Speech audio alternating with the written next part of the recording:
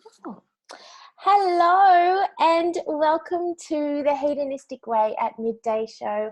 I am Renee Main and we have another amazing guest for you guys today. She is so cosmic, she's elusive.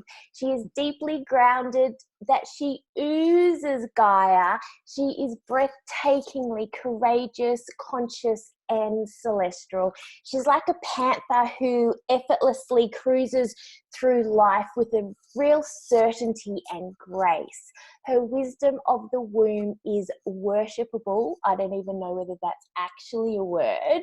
Her approach to life, leadership, and love is profound, and her ability to embody humility is just arousing. Her natural magnetic capability to captivate and bring together such amazing people is so super impressive. Yet in all that, it's her congruency and commitment to show up that actually cracks my heart wide open. She is the CEO of Womb Spiral. She's the lead facilitator and co-director of The Spiral, an author, a channel, a soul midwife. I welcome to the show Zapheria. Belle, hello. Thank you. That's quite a sensational introduction. I will own all of that. Thank you. Good. I'm glad. You should. You should. Amazing. When I was tuning into you just before the call and we jumped on, I got a real sense of like a soul remembrance. And then it got me curious because I was thinking about everything that you do, and you do so many things.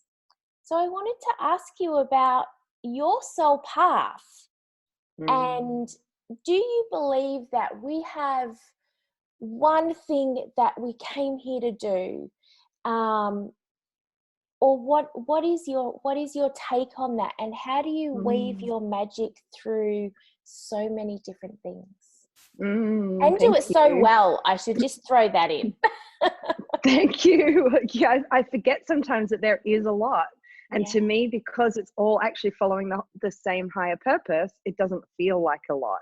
I think that's a big piece is like, since I've been aware of what my soul's path is, since I've been aware of what my soul's purpose is, actually every single thing that I do links in and is fully aligned with that. And it's like my big why of what I do, why I do everything links into my soul, which is that I'm here to, excuse me, sorry, I got a frog in my throat, is that I'm here to help raise the consciousness of the planet to love, to like 500 on Hawkins scale of consciousness. So that every single thing that I do links back into that. It's like this one driving force for me is that what are the ways of which I can assist and I can support humanity to shift and raise our consciousness so that we can live, really a better life. That's kind of the end game of that, is that we can all have a different view on life. I see when people are stuck in perhaps a different consciousness, it's really difficult to see the world from a different view. And I'm really excited about how can we move all of humanity up to this place where we have a different view of the world and we start to create life differently. Absolutely. And how do we do that? How, what do you think that that we can do to help facilitate that, to raise the consciousness into love? So I feel like for individuals, it's like really starting to look to ourselves, look inwards, and start to take self-responsibility of like, what is our own path? Where can we go on our own healing journey? Where can we stop living, I guess, like what's been conditioned into us and it's through no fault of our own. We've all been conditioned in some way. It's just the way life is. But we can think that we're caught and trapped in that when actually we're the ones that have the ability to shift and change that, no matter how intense or how difficult we think it is.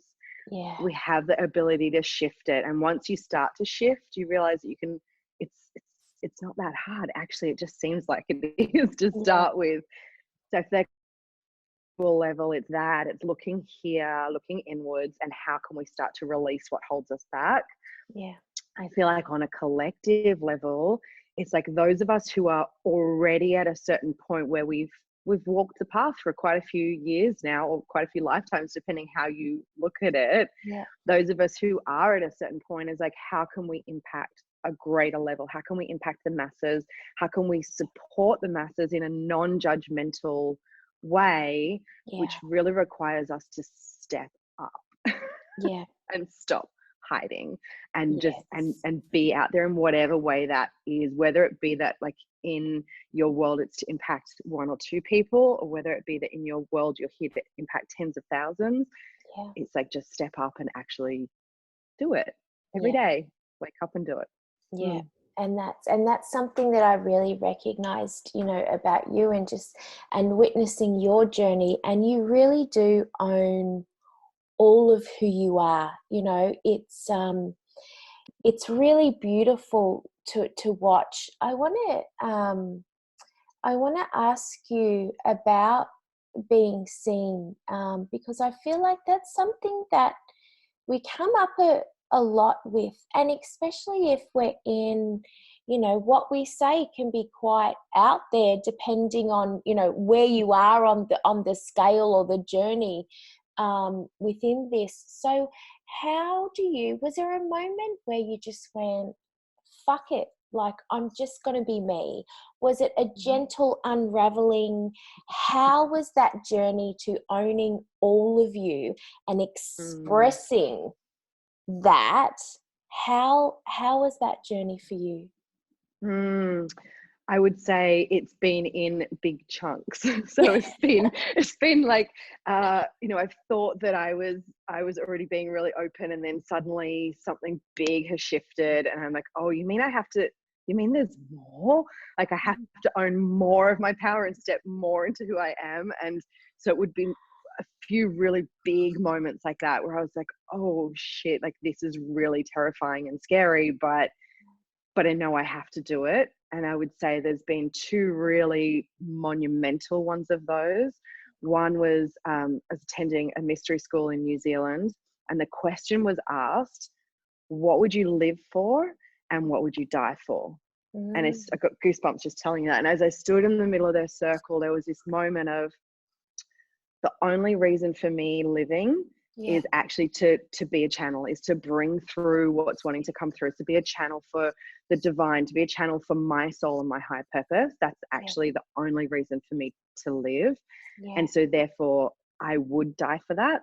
And I know, you know, whether you believe in past lives or not, but I know that I have died for that in the past. So that was one of those moments where I thought, well, if this is the only reason for me living, then why should I care what anybody else thinks anymore? So that was really one of them. And the second one was, I was speaking at a big women's festival in Australia at Seven Sisters, and I walked out there and just decided to own all of it, like to own the fact that I'm a channel, to own the fact that I have certain gifts, to own the fact that I'm here for something. And I saw 500 women get massively impacted and activated and crying and life changing for them in that moment, in that hour and a half together. And I thought 2 things. One is, well, now I've owned all of it publicly, so there's no going back. And secondly, if I can make that impact on people, then I can't hide anymore. I just can't. So now I just own all of it. What you see is what you get. And it's such a potent time in your journey. And it's crazy how it is unraveling as well. Like, just when you think that you're like, yep, I couldn't possibly share more of who I am, and then you're like, oh crap. Here we go again. It's terrifying. It is. I'm presenting at Seven Sisters in a couple of weeks, and super excited. Yeah, it's such a beautiful Amazing. festival. Yeah, I It love it. is. It is. I love it. I'll be going there Mm. with my daughter, and so I'm really curious to see how, you know, she's going to just explore and do a thing, and yeah, I'm really excited. Oh, that's amazing. Yeah. How did you, you know, your work with the womb, why do you feel like the womb work that you do is so potent, and how did you discover that it was? Mm. So I discovered it was like 6 years ago. I was attending an ISTA training, International School Yeah, of Temple Arts, and they did a particular exercise there that was around activating the womb. yeah, And there was this time who was running it. She's like the most powerful woman I think I've ever met in yeah, such a little package. And yeah. all of a sudden, my womb started like pulsing and doing weird things.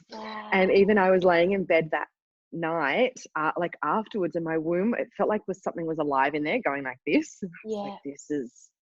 like, this is actually a thing. I Wow. didn't know this was a thing. Yeah. Um, and so I started doing everything that she did. I started going to her retreats, and I started assisting all of her retreats, and then I apprenticed with her. And I just was like, whatever magic it is that she has, I feel it viscerally. So I know it's Yeah. a thing. I know it's powerful.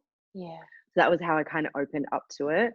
Yeah. And through my journey, what I saw is everything changed for me. My channel opened, my Mm. relationship to my body Yeah. changed completely. Like, actually, I realized I had a body. I don't think, like, in the past, it was kind of disconnected, really frozen. Yeah. Any kind of contact with somebody else, any kind of sexual contact with somebody else, for me, I didn't really feel it. And my body started to come alive and Mm. vibrate. Mm. Everything became pleasuresome. Even just being out in the sun, I was like, oh wow, that feels like amazing in my whole body. And so that for me was like a sign of, I need to keep following this path and see what this does for me. And I started to actually become myself. I Mm. started to connect more to other people as well. My channel and my magic opened, and that was something I'd shut down a lot when I was younger. Yeah. And my ability to manifest, Yeah. my ability to just create, I realized that I create life. Like, Mm. literally, through my own womb, I'm constantly creating life, birthing myself, birthing other women. And it's like, I haven't birthed a child, but I'm constantly connected into her. And I realized, I guess, even more because I haven't birthed a child, Yeah. that it was a big thing. I think maybe if I had birthed a child and I knew that experience of, oh wow, I just birthed life, Yeah. it's different. But because I hadn't, and suddenly, and now I was connected to this feeling and realizing I could create everything, Yeah. I couldn't stop. I was like, well, this is my path. And I now watch women change. Like, I actually want to cry when I feel into, for example, I've got another retreat in a few weeks, and I know what's going to happen for those women. Yeah. When they walk in the door, they're one person, and Yeah. then I see them shift and change and become more and more themselves and more confident, until they step out of the door in a week as a different woman, going back into their life as someone new and fresh and connected and alive, like Yeah. really alive. So the more I see that, the more I'm like, how can I not do this? Yeah, absolutely. It's such beautiful work, and it's such, you know, honoring work. Mm. In your path to this, and the more you connected into your womb, the more you had the confidence to you know, to go forth and do this work, and actually, you know, give voice to Yeah. this work. Because I feel like for so long, it's, you know, people were doing it, but it was done in, you know, it was done in private, in Yeah. secrecy, where Yeah. now we're beginning to talk about it. And that takes real courage to be able to Mm. do that. did you find then some people in your life were beginning to get triggered by it, or would they fall away, and, you know, friendships and stuff like that? Tell me about that. Yeah. I mean, it happened to me, and I do see it happen with other women who really step into this work. And I don't think it's so much about the work. I think what it actually is because through doing this work, you become more of yourself. Yeah. You really become quite unapologetically yourself, and just owning all that you are. That actually can be really difficult for other people. I think it doesn't matter what transformational work it is that we do.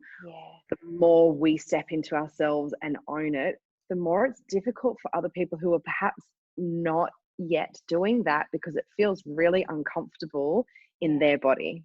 Yes. So they do step away sometimes, and they do feel uncomfortable about the way you express in the world. So I definitely experienced that with some of my friends, you know, some who, especially throughout the process for me, my Kundalini activated, and you know, there were times where that would be really confronting for someone else, because my body would be kind of vibrating and shaking. And I remember a friend actually, like I lost one particular friend just over that. She was like, that's really weird. That's not okay. That's really strange, and didn't want to be my friend anymore. And we weren't even in any type of a sexual context when that kind of might go off. We were just in like actually in a party setting, and everybody was dancing, enjoying themselves, and mine just started to go, and I lost a friend over it. So you can't, I couldn't stop being who I am because of that though. Yeah. You know, it's like, what, so maybe you don't like my hair color and you don't want to be my friend? It's like, yeah, exactly. That's right. Yeah. That's good. And because I feel like that's a real, because I like the more you know, it's been a real experience and journey for me as well, and it's something that I've noticed, and I'm like you. It's like, well, I can't change who I am, like it's, and I'm not, I couldn't live with myself.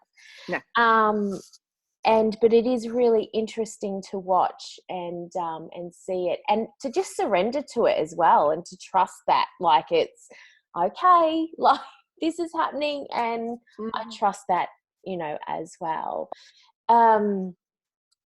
I wanted to ask you, a thought popped up before. You was talking about Easter before, and you said about the question that they asked, what's the one thing that you, yeah, so that happened at Haydn at the mystery school. So is that for everybody? Like, is it the same thing all the time? No. No, it's different. Yeah, so they're currently in Ray 6, which is different. Like I was in Ray 1, so it's slightly different every time. Yeah. There you go. Yeah, that just popped in my head. I don't even know why.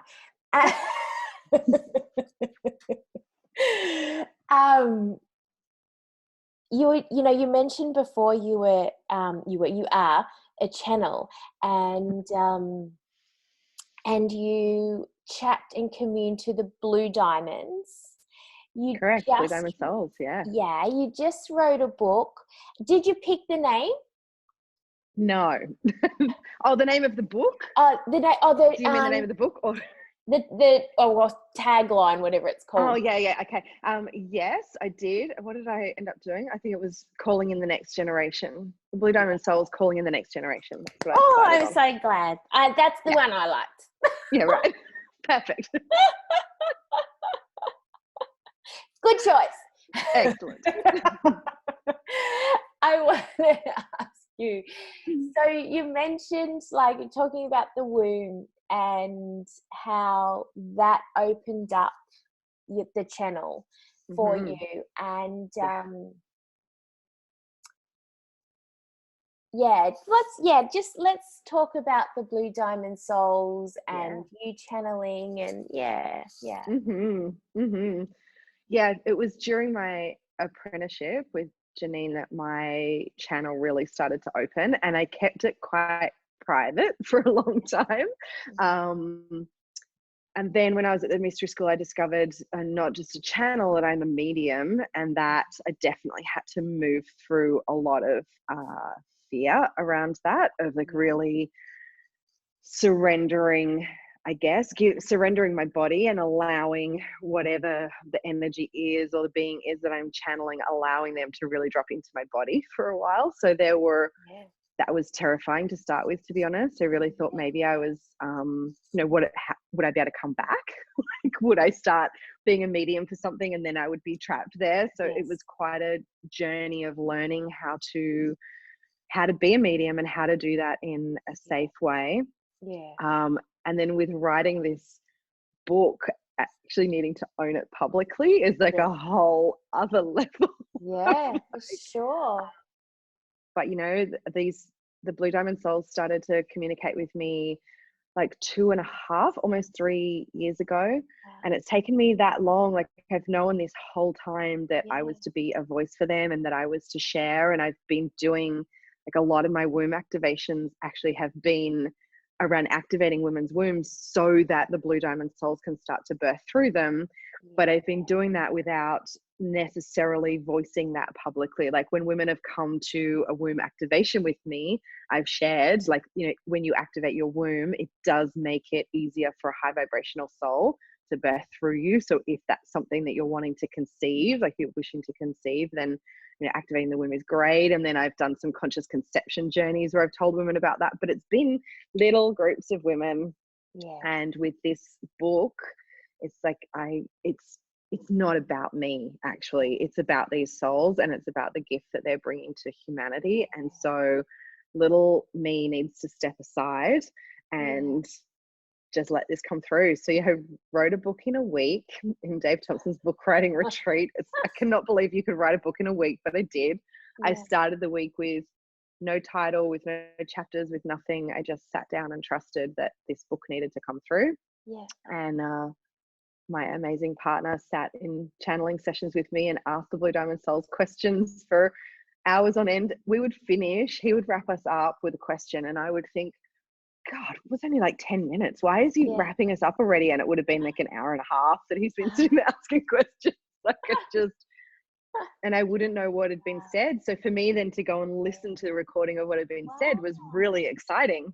Like, oh, wow. Like, that's, and so that's a lot of it is in the book. And then as well with the book, there's a whole bonus, like 18,000 or nearly 20,000 words in bonus of like the full channeling unedited. That's cool. It needs to be shared with the world. Like, what, and the more that I speak about the Blue Diamond Souls, the more women are kind of coming to me saying, oh, like, I saw blue diamonds come into my womb when I was making love with my partner, and that's when we conceived. Or my little girl keeps on telling me that she's seeing blue diamonds, or like all these things are happening that people are reaching out about.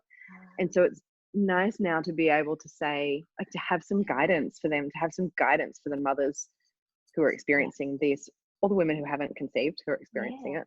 So, Absolutely. That's exciting. It is. It's so exciting, and I'm looking forward to absorbing it. And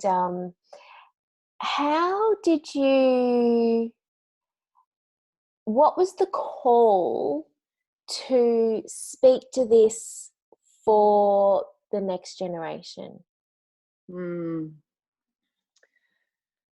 So these souls that are coming are really different.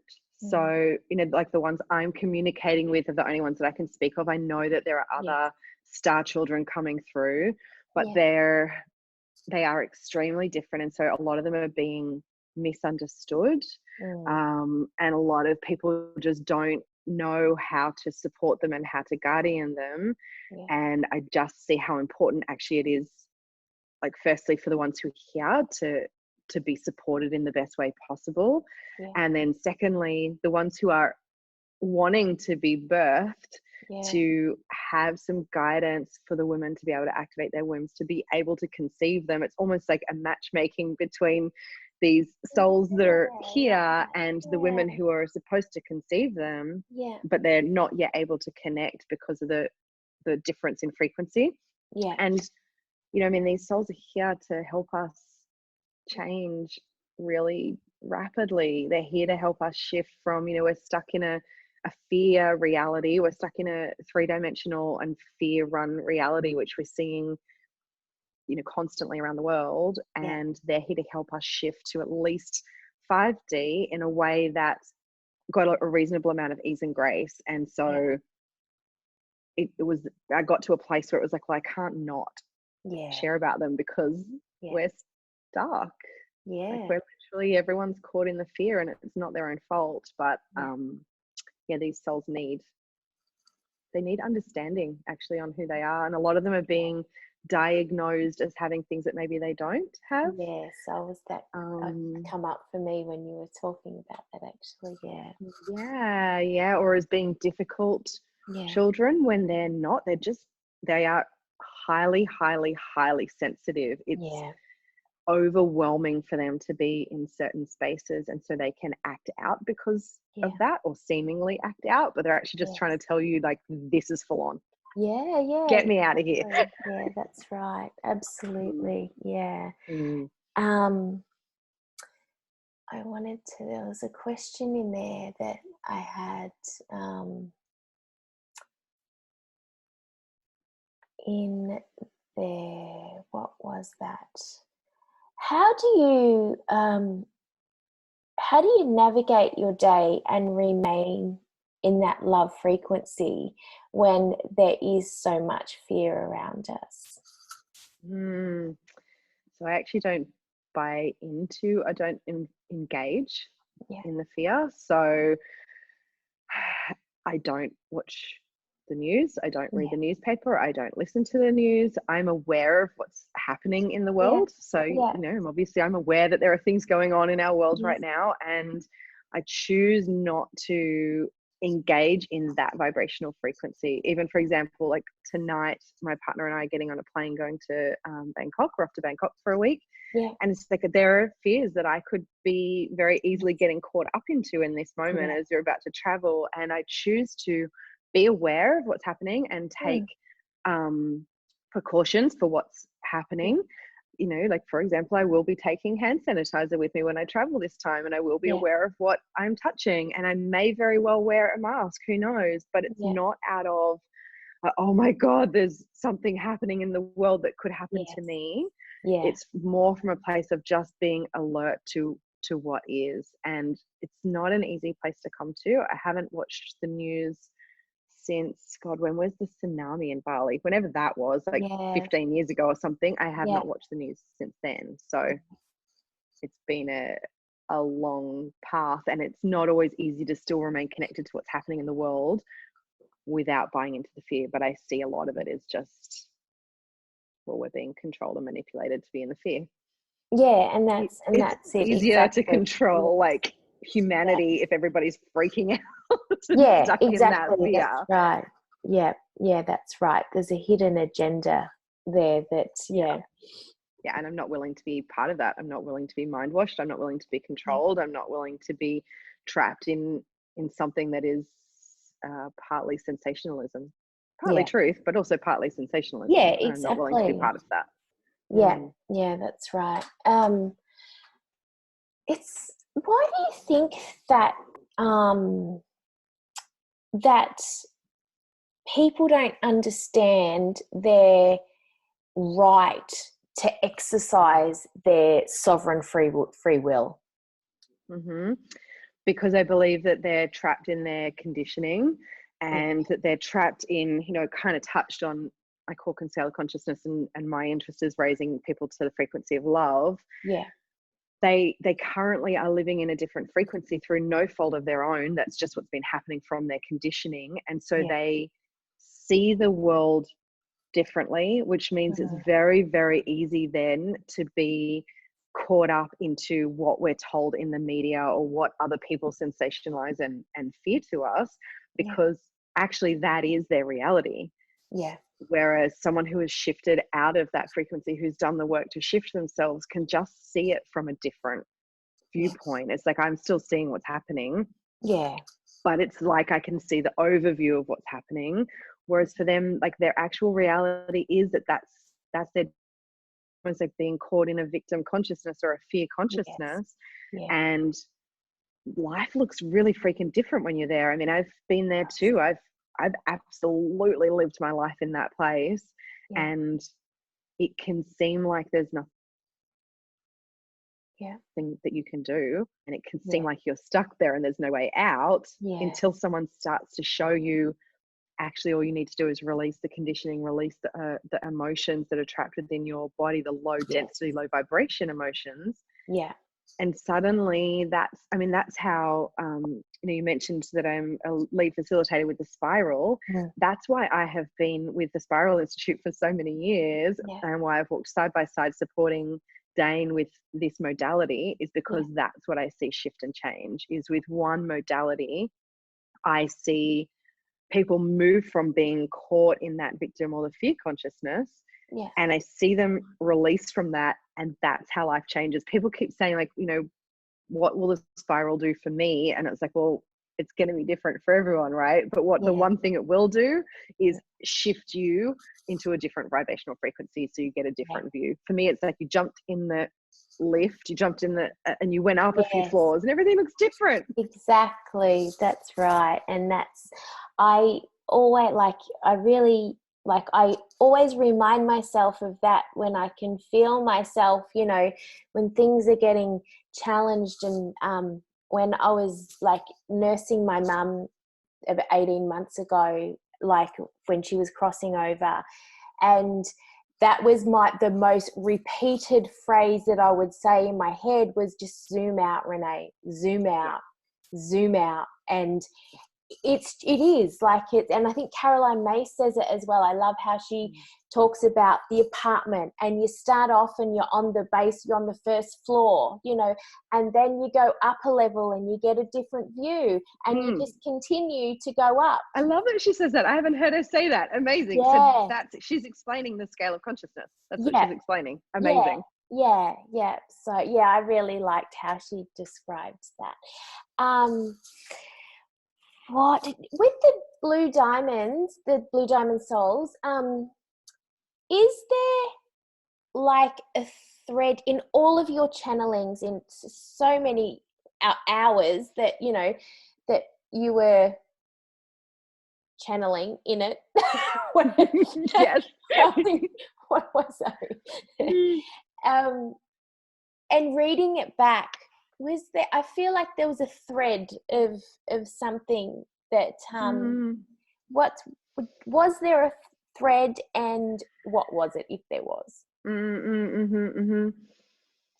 Yeah, I mean, I guess the biggest thread would be that they are here to help us raise the consciousness of the planet. Literally, they talked about how we are caught in fear consciousness. It is one of the things that they really talked about a lot, of how we're trapped in that. They spoke about, which is, this is a little scary for me to be putting out a book that really talks about this, but they did speak about how we're being manipulated and controlled and mind washed, and the ways that needs to change. They did talk about how humanity is being poisoned with, the different things that we put into our bodies, and what's in our air and what's in our waterways, and how that actually does change our vibrational frequency.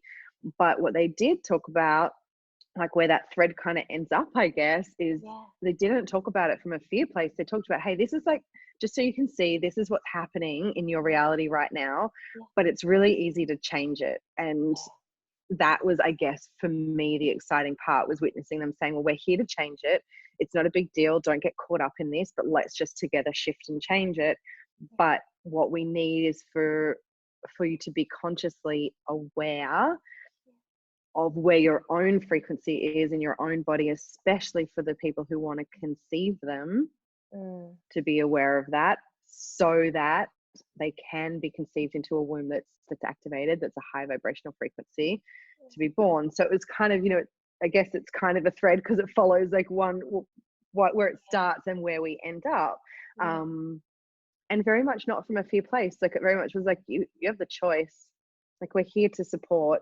It's up to you if you want us here, and if you want our support, and or if you don't, and that's okay too. But reality is, we're heading towards our own extinction. Do you want to keep doing that, or do you want to change it? Yeah. Might not be happening this, we might not see it in our lifetime, but Yeah. it's happening, Exactly. So yeah, and it really was like one of the pieces for them. I know this is not necessarily part of the question, but one of the pieces for them as well was like, they're not here to be parented in the usual way. They're not here to be almost like mummied and daddied upon. It's like that also fits into a conditioning. What they're here for is absolutely like, you're my parents, like you're my mother and my father, but step into more of a guardian role instead of, hey, because you're my child, you have to do something or fulfill something, which so many people do unconsciously. It's like, they're your child. But it's like to be able to step into that support of whatever it is that they're here to do, no matter what it is, whether it seems really weird and wacky to you, it's part of their path, and to just support that. Yeah, I totally agree that. Have you ever read the piece on children in The Prophet? No. Oh, I'll send it through to you. It's my favorite. It's beautiful, and they speak about that, as well. So how can we? I was saying to my partner yesterday, it's, where, like I was saying, like it's what I'm working on at the moment is not getting sucked into the vortex of my children and becoming reactive, and because that's a big one, right? Because at the same, the fear, it's everything is reactive. So where I'm coming from a place where I'm centered, I'm zooming out, and and that can be, it's really friggin' hard to do that. Yeah. As a parent, it's like, oh, you're draining me of my life. But what would you say, because my girls are my youngest one is super sensitive, like she is switched on, man, and she blows my mind. But and her heart is fucking beautiful. Hey, like she's got the most beautiful heart. On Saturday we went and did a bit of a grocery shop, and there was a homeless guy he was sitting out the front. So we popped some money in. It wasn't much because I didn't have much cash on me. But when we were walking in, she says to me, "Mum, can we buy him some food?" I said, "Of course, absolutely." So we walked in, and she's like, got him an apple and a banana and a drink and this other thing. And amazing. like it's beautiful. And that's, I don't know whether I would have done that when, like, my heart would hurt for them, but I'd almost be scared to look them in the eye. There would be a fear there where a lot of the kids today just don't have that. So, and a lot of this hedonistic community, we are parents and we're trying to conscious parent. What would you say, how we can best guide them through this? Yeah, awesome question. And I love that, like trying to get it right. Like any parent who's watching from like a non-parent, I would love to say to you, we all know that you can't get it right. There's no such thing as getting it right. So take the pressure off of you of thinking that you can ever get it right, because whatever you're doing, wherever you're at and whatever you're doing in your parenting actually is exactly what your child needs, first of all. So it's like, there's been a contractual agreement between that soul and you to come into your life where you're at right now.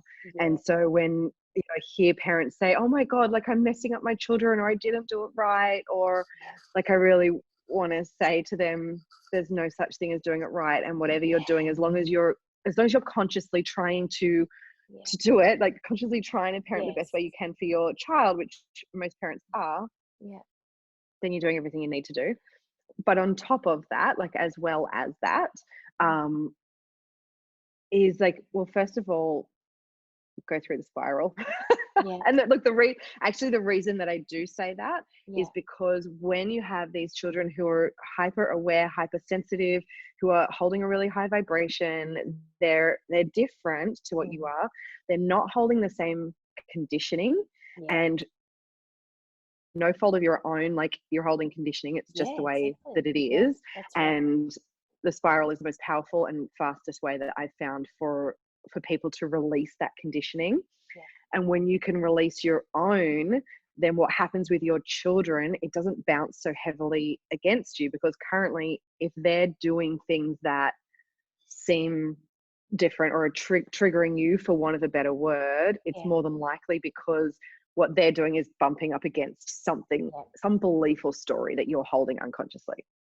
So to be able to release that gives both you and your child a way better chance at things being smooth and being able to understand each other. Like I've seen from women who've gone through the spiral, and especially women who've gone through womb spiral, very much the women who've gone through womb spiral, their children change.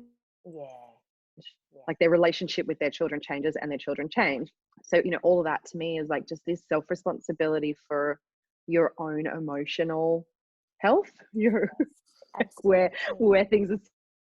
It's like then you can respond more than what you react, because as a parent it's super natural that you're going to react to stuff that they're doing. But if you can respond, firstly, it's easier on you.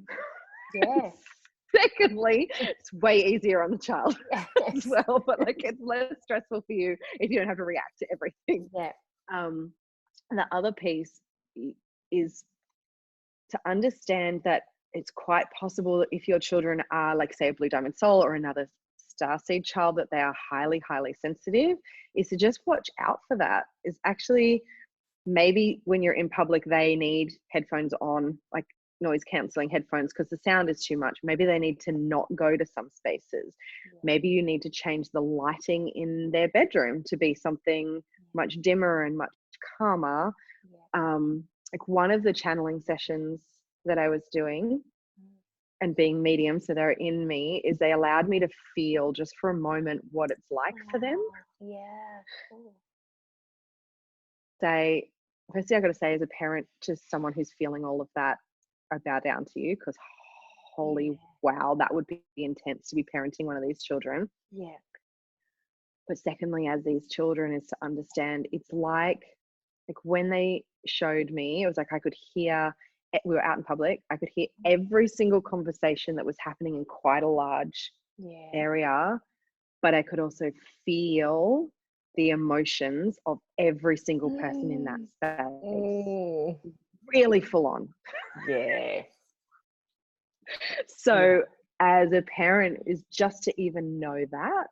It's like, oh, right, they're feeling, and from you and everywhere else you take them, they're feeling everything. So that also means when you're communicating with them, the old, like, everything's great, everything's so good, I'm so happy right now.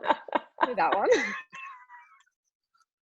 What's happening for them is they're feeling the truth of the fact of, like, you're either really upset or really angry or something's bothering you, and you're lying to them.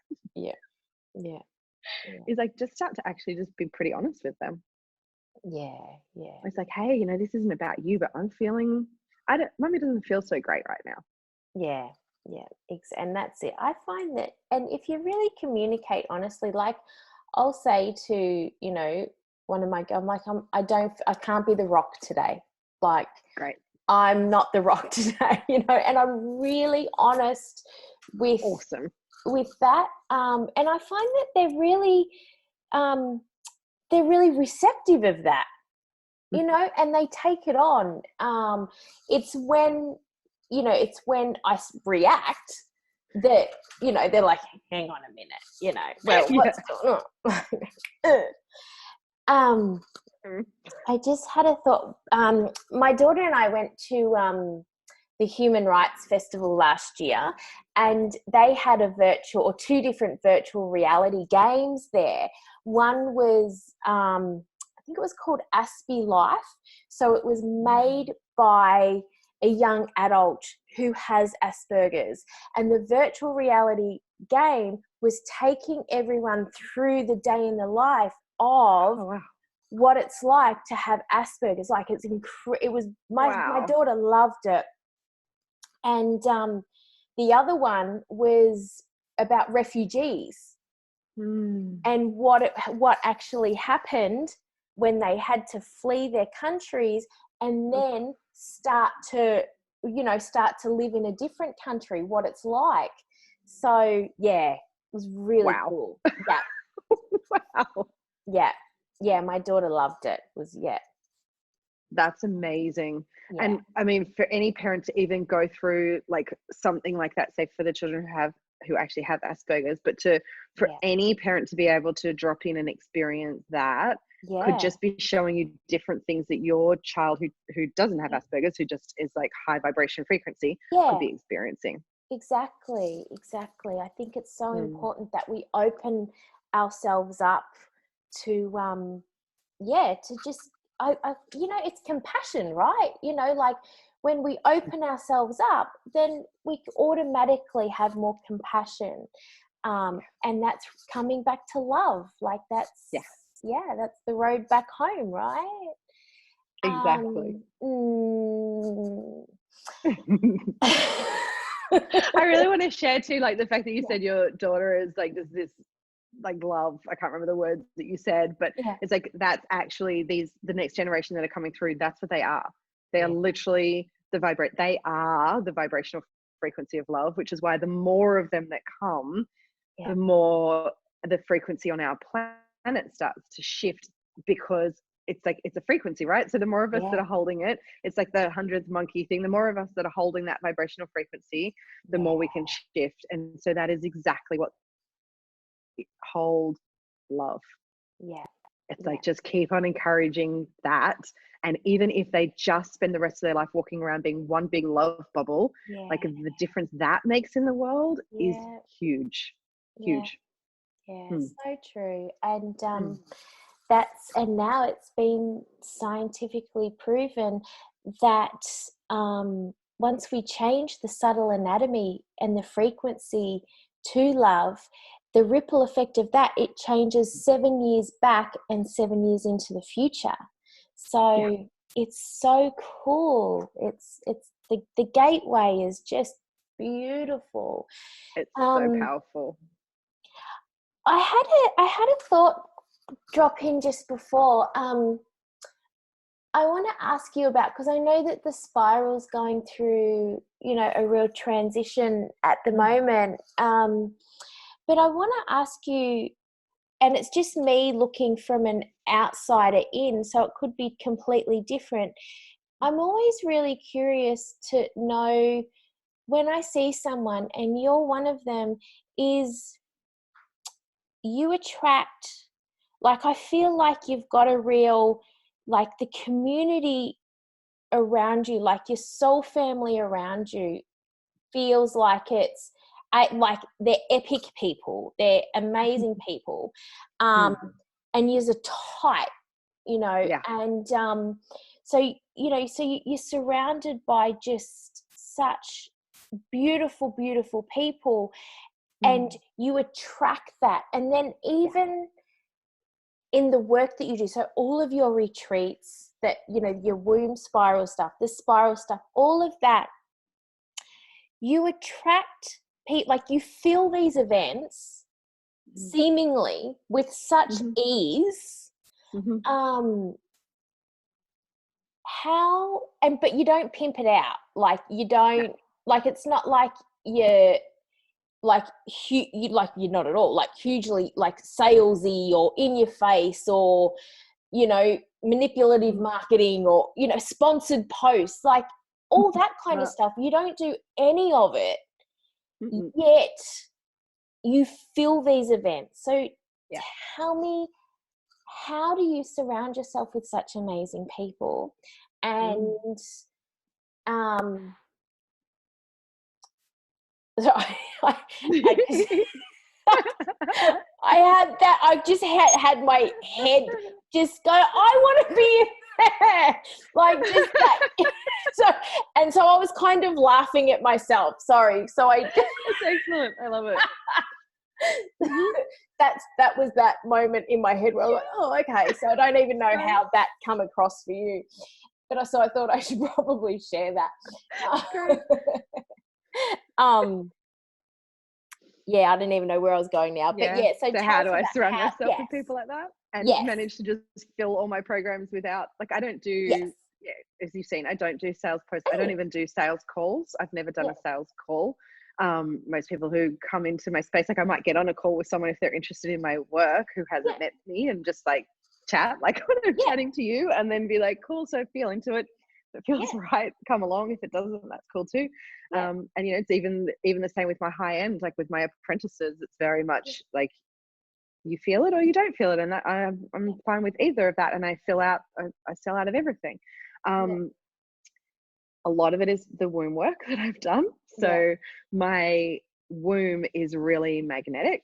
So if, like, for me, the best work that I can do of a day is actually to make sure that I'm just in a really good space, because my womb is magnetic. I have a lot of people who message me and say, I was dreaming about you, or I've been dreaming about coming to your retreat. I've never met you before. You suddenly arrived in my news feed the day after I had a dream that I needed to go and do womb work. Like, that happens a lot for me.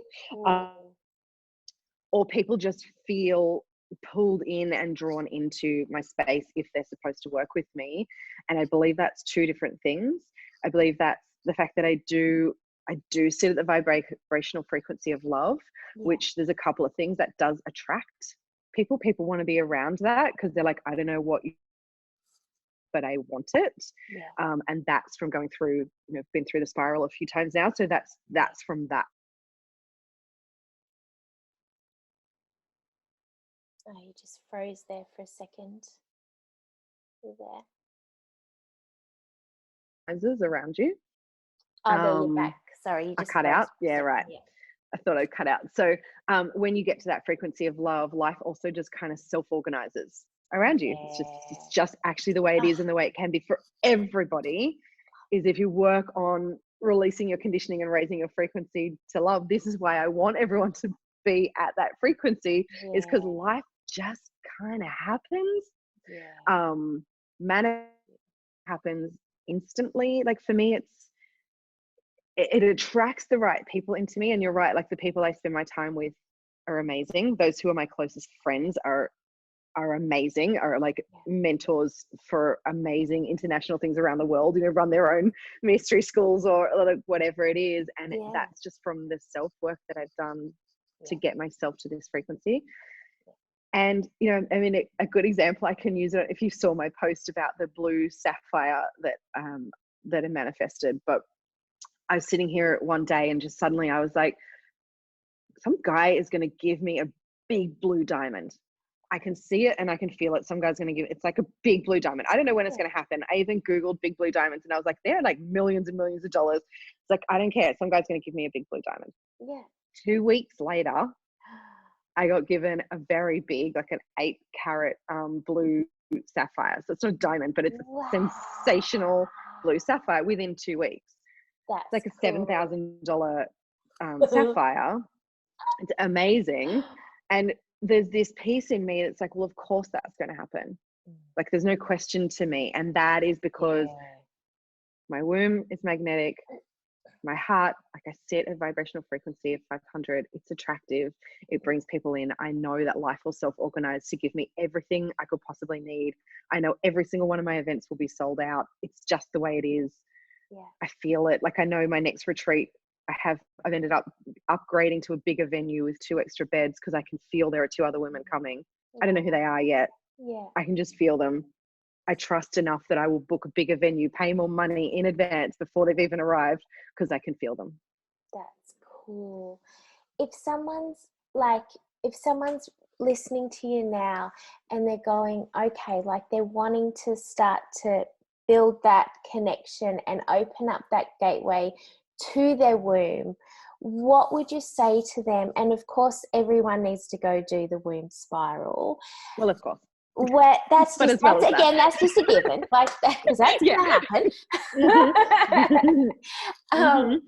What can they begin to do now to open up that connection? Yeah. Do you know what? It can literally be as simple as, like, there's probably two things I can give you right now that women Yeah. or men as well, but like one Yeah. of them only women can do. It can literally be as simple as closing your eyes for a little while, placing your hands on your womb, and just breathing as if you can breathe into your womb. Like imagining that you can literally fill your womb with your breath, and just doing that, like just doing that for a few minutes every day. Yeah. Into your Yeah. womb. Oops, I think I've frozen again. I know. Yeah. You're back. Will shift your own connection to your womb, and will just start to bring you more into connection with Yeah. her. Like Beautiful. that's super, super simple that everyone can do straight away. Man or woman can do that. Like actually men have an energetic womb space as well, so they can do that. The other one easy is, if you still bleed, is to track your cycle, is to get, like, I use an app called Clue. Just I like that one actually because I can share with my partner. It shows him where I am in my cycle, and I like it because it's pretty. So like just tracking your cycle and being really aware of where you are in your cycle will also start to make a big difference. The third one actually is to start to consciously bleed.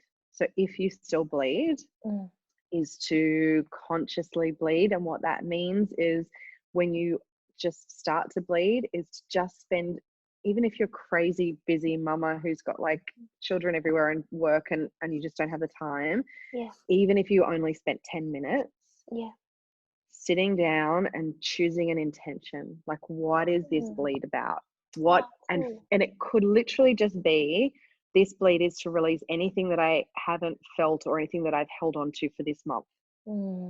Could be that simple, or it could be that there's something that you're very aware of, a situation that happened in your month, and you want to like dedicate that bleed to releasing whatever it is you're releasing. You just think about the fact it's releasing, it's shedding, it's letting go of, and just consciously bleed. And like if you just did those three things, like if you've never done womb work and you just did those three things, you will notice the difference.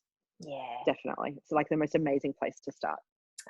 Awesome. That's beautiful. That's I really love that. And that's the thing. I did actually want to ask you about your devotion. You're saying that, you connect into your womb space every day, and the most, you didn't say the word important, but I can't remember the word that you said.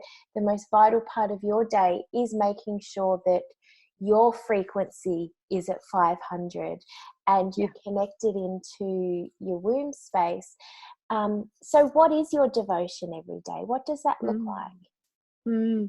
Depends on how busy I am, but it literally can be as simple as I do chakra line clears, or I clear my chakras every day with self-clearing. And so if you don't already have, like, Dane has a free book called Clear Your Shit. When I keep talking about the spiral, for people who are like, what is that? It's like, you can learn part of this tool yourself. This is not about some sales thing. It's like, if you don't have the book Clear Your Shit, you should get it. It's like, I don't know, 99 cents or $3 or something. It's basically free. So in that, it teaches about doing chakra clears. So I clear my chakras every day. For me, it's just like seeing what emotions are there that are blocking me, that are keeping me trapped into a certain level, a certain viewpoint of the world. I'll do that every single day. I will do, even if it's really quickly, just what I shared, placing my hands on my womb, breathing into my womb. For me, I then connect that down into the earth, though. I connect down into the earth womb and into the cosmic womb, and I will just spend some time centering. What I notice is I could be really quite scatty and think I've got a million things to do, and if I just sit even for just a couple of minutes, it centers me, and then we get more done in our day if we're centered than if we're like scatty. I do consciously bleed every month. I am aware of when I ovulate every month, and I do dedicate my ovulation to creation as well. And it could be as simple as I go and get a massage, I go for a swim. There's no point me starting my day until I feel like I'm in my body. And I'm fully present to what my day is going to be. And I'm aware of, like, I do spend a few minutes every day looking like, okay, what do I have today? Do I have clients? Do I have, like, what's my focus? Because if our energy is 1,000 things, it's really freaking hard. But it's nothing, is it? Like it's, you know, yeah, literally sometimes it's just a quick 10 minutes. And sometimes I'll do plenty more, but like I really feel like just sharing that, because it's pieces that everybody can do. Yeah. Everyone can do that. Everyone can spend a minute setting an intention on what your day, like what is the main focus of the day, instead of the 35,000 things that you have on your to-do list, which yes, they all have to be done. But can you actually even align those? Like sometimes I'll just try and align them all to the one focus. Yeah. And it changes everything in my day. That is, it's such a good idea. And that's, my partner will always say to me, do you have to do it first thing in the morning? And I'm like, well, you don't have to. And sometimes I'll break up my, sometimes I'll break up my devotion throughout the day, if whatever, you know, for time permits, whatever.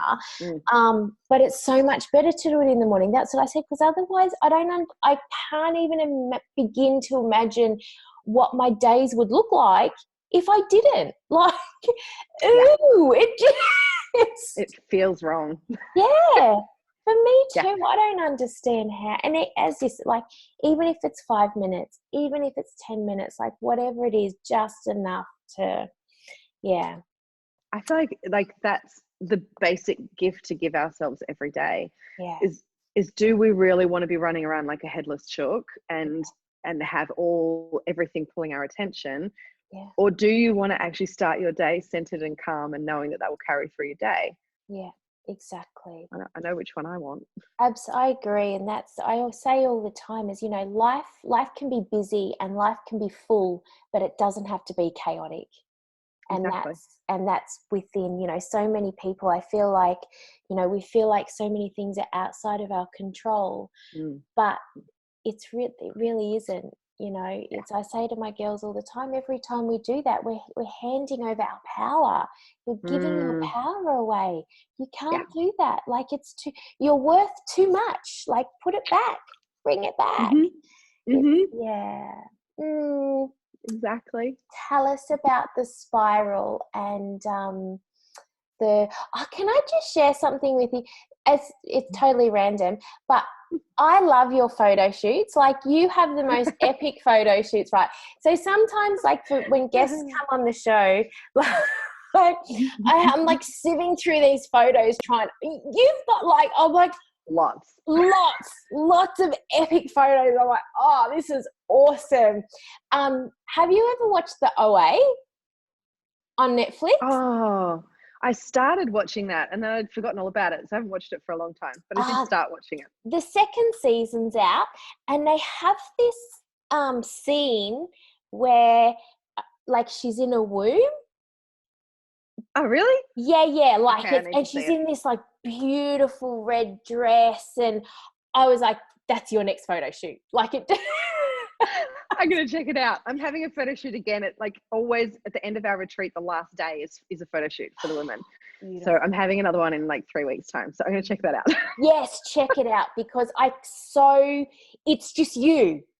I'm going to check it out. Yeah. Photo shoots are important. Like, anyone who's doing work in the world, like photo shoots, everybody thinks, oh, it's just like, you know, for self. It's actually not. Like, when we're sharing into the world, like different posts, if you share a post with like a picture of nothing, maybe people will see it, maybe they won't. If you share a photo with a picture of something else, like, it depends on what it is, whether it fits in alignment with the post or not. If you share a post with a picture of yourself in all different ways, like, that's why I have so many different photo shoots to show different archetypes and different experiences. That actually makes a bigger impact, because people get to see you and feel you, and they get to know you a little more, and it's more of your own expression that you're sharing with people all the time. But it is in this being seen thing, and it does break the being seen. It's like, I don't know how many different ways I've been seen. I think I've had like about 10 photo shoots so far, and I've got like 3 already planned this year, and I will keep on doing them because of that, and also because something changes for me when I see each photo shoot, because I see something different in myself and I learn about myself. So some of them you'll never see. Some of my photo shoots just don't get shared publicly, but I learned something about me from them. Like, so powerful. I agree. I agree. I used to run a mentoring program, and at the end of it, it included like a naked photo shoot or like a lingerie photo shoot at the end of it, and Mm. it was the most powerful transmission. Like Yeah. it's huge. I totally agree. I absolutely agree. And it's something for me, like it's something tangible that you can see. You can see your soul in these photos, when so much of this transformation isn't always tangible, you know, but you can see that Exactly. in the photos. I agree. Yeah. Back to the spiral. Sorry, I took us on a bit of a Yes. detour. All good. Love a detour. Tell us about the But spiral and yeah. mm-hmm. So there's the spiral, which is what Yes. Dane created, and then there's the womb spiral, which Dane and I co-created, both birthed together. So I was explaining someone just the spiral the other day, and it just came out in the most perfect way. I'm like, can I explain it in the same way? So basically, it's a map, and so Dane's like this amazing Uber nerd, right? And so, and also impatient, which is amazing. Like if he's going to have transformation, he wants it to be quick. So he was a kinesiologist, and also looking at a lot of different maps and models, is quite nerdy in the way he can see how the maps and models actually come together to create one. And so hence he created this system that's way faster than what he had been using at the time. And it's a combination. It works through the chakras.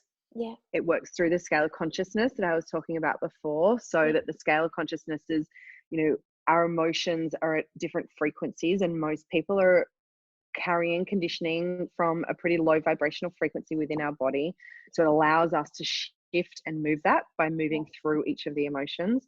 And it also combines spiral dynamics, which is basically like human evolution. And so it allows, by following this map, it allows us to shift what's in our own body, what's in our own field around emotional baggage and conditioning. It also allows us to shift our own vibrational frequency, and it allows us to move in our own evolution, to be able to move faster in our own evolution. And it does that with a muscle testing tool. So it's super, super precise. Yeah, cool. So it's like we can tell you exactly what age you anchored a particular belief to an emotion. And usually it's between 0 and 7, which means very often we are actually acting like our 7-year-old self, or our 4-year-old self, or our 3-year-old self who's running the show when we get emotional. Yes. And so by going through this map and releasing once a week, it actually allows us it frees us from that conditioning, allows us to respond to life instead of react to life.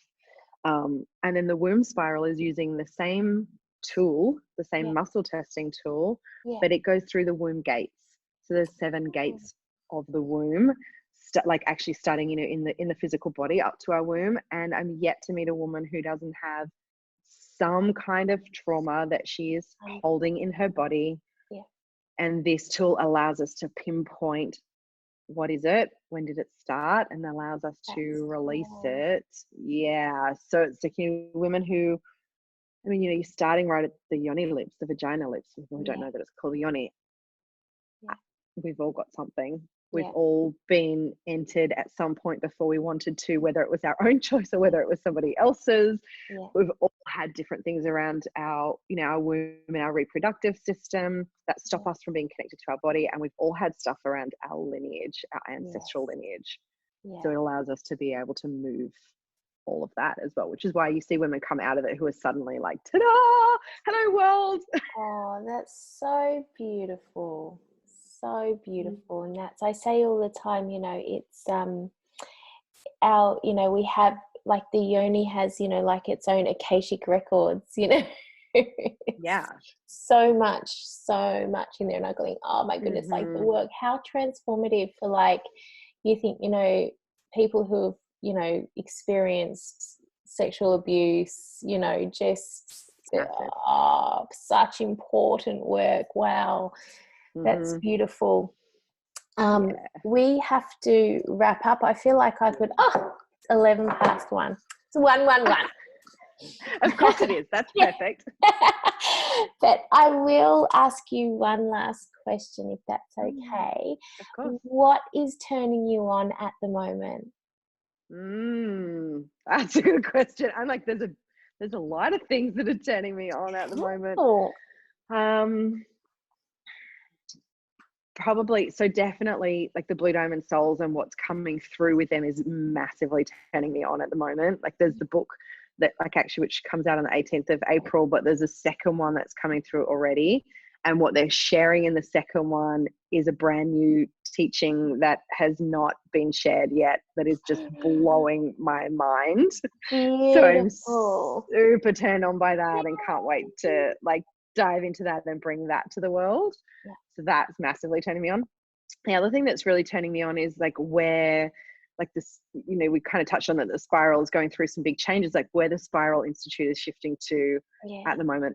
That's really turning me on as well, because there's some big growth that's happening in there that's going to bring this work to even more people, make it more accessible, and also bring it to people who, like, you know, recently we've just been doing trainings for people who want to be practitioners of the spiral, but now there's going to be, like, Dane's working on a whole new a whole new lot of teachings. It's actually open to people who are in leadership and like people who are in embodiment, and there's just a lot happening. It's like basically watch this space on both of those things, because there's a lot going to happen over the rest of this year, both with myself and with Dane, and what we're creating together. Like this year is massive, so I feel super turned on by all of that.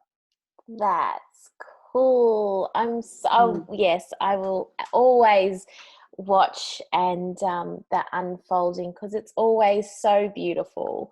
So yeah, that's cool. I'm really excited for you guys. I really am. So good. Thank you. So am I. Yes, but thank you so much for being on the show today. Thank you. It's been a all pleasure. of your amazing work and everything that you do.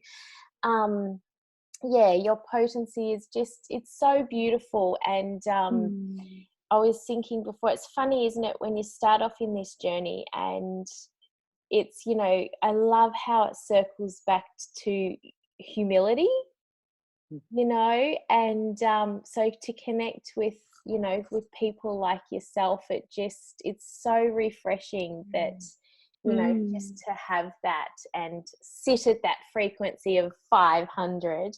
So but thanks for today. Thanks for being on the show. And thank you for everything that you do. Oh, thank you. Like, I love this platform that you provide for people to really be able to share in the world. It's so valuable. So yeah, I'm really grateful for you including me in it. Thank you. My pleasure. I feel like I could chat to you all day. So totally. Exactly.